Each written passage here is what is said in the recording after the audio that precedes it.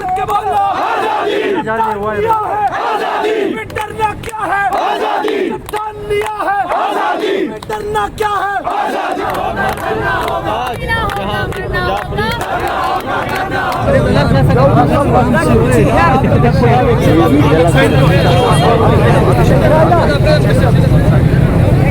अस्सलाम वालेकुम नाज़रीन, मैं अताउर रहमान कोहिस्तानी हूँ। नाज़रीन, आपको बताएं कि अडियाला जेल के बाहर इस वक्त सुहेल अफरीदी ने धरना दिया हुआ है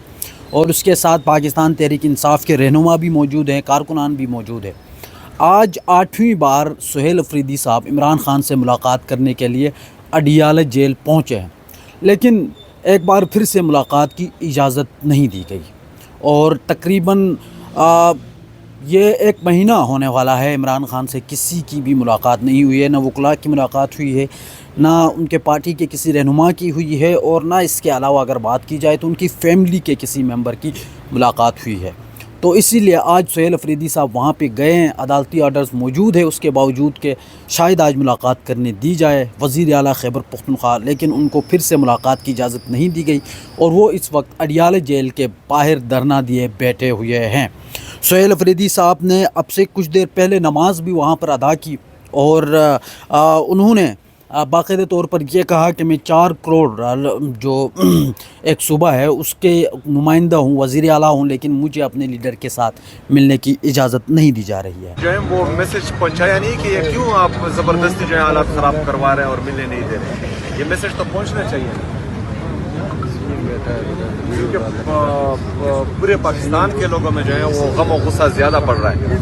और ये नुकसान करेगा। फिर मतलब 8वीं दफ़ा है ये मेरी, और कोर्ट के आर्डर होने के बावजूद ये तो गलत है।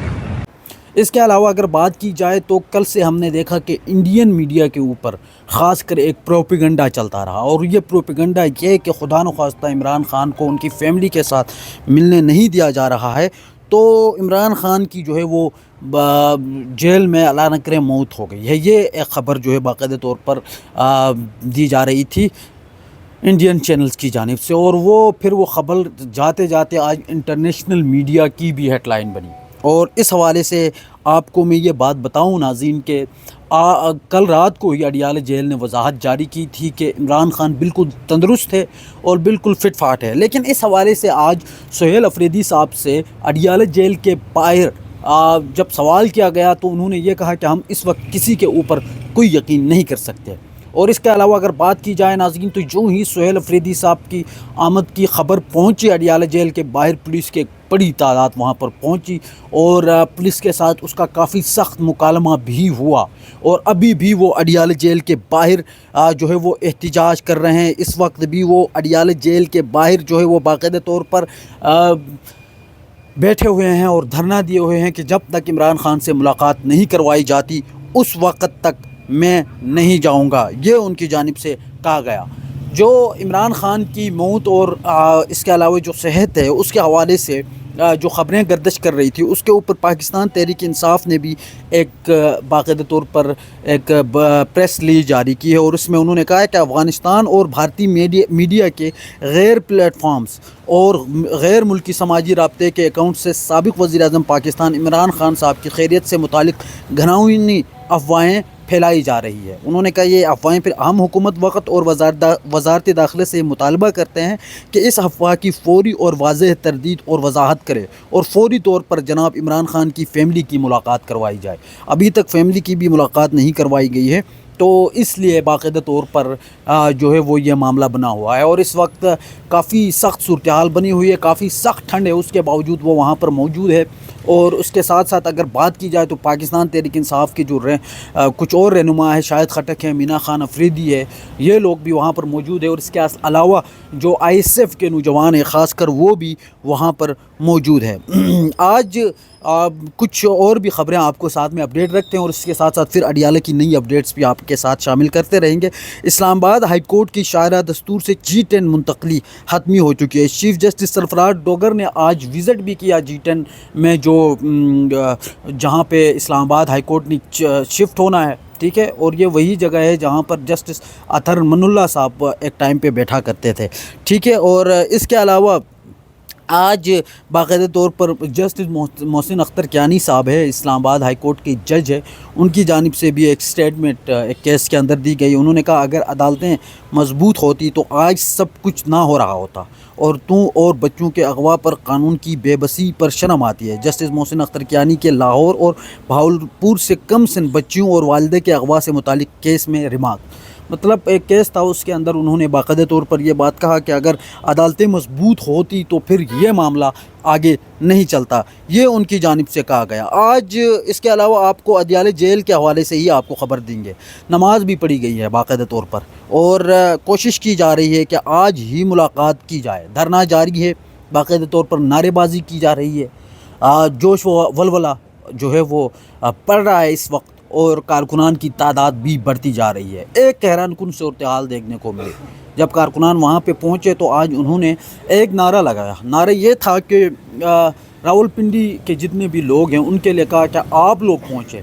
آپ لوگ پنڈی والے دھرنے میں آؤ، اس طرح کا ایک نعرہ ان کی جانب سے جو ہے وہ باقاعدہ طور پر